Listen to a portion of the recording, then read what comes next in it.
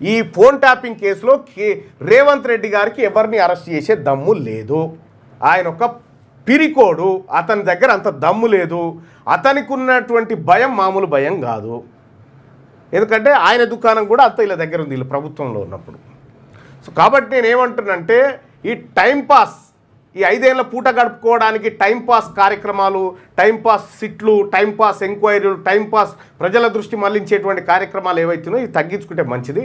మీరు ప్రజా పరిపాలనకి ఎట్లాగో దూరం అయిపోయారు. ఇప్పటికే కాంగ్రెస్ పార్టీ పైన జనానికి నమ్మకం పోయింది. రేవంత్ రెడ్డి అసలు ముఖ్యమంత్రి కాదు కదా, మంత్రి కూడా విప్పు కూడా పనికిరాడనేది స్పష్టత వచ్చేసింది ప్రజలకి. ఎందుకంటే మీ పరిపాలన అంత అందసందంగా పడైంది. ఏ ఒక్క హామీ అమలు చేయకుండా కేవలం హైప్ రాజకీయాలు చేసుకుంటూ, సరే ప్రతిపక్షంలో ఉన్నప్పుడు చేసినవి ఇవన్నీ అంటే అప్పుడు నీ పైన దృష్టి తక్కువ ఉంటుంది కాబట్టి అధికార పక్షం పైన ఎక్కువ ఉంటుంది కాబట్టి అట్టనే మీరు ఇంకా ఈసారి నువ్వు పోటీ చేయి చూద్దాం.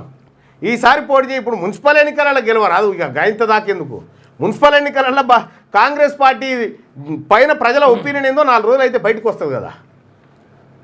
నిజంగా ఇలాంటి పరమ చెత్త ప్రభుత్వం, ఇలాంటి పరమ చెత్త ముఖ్యమంత్రి ఎక్కడ ఉండడేమో బహుశా భారతదేశంలో.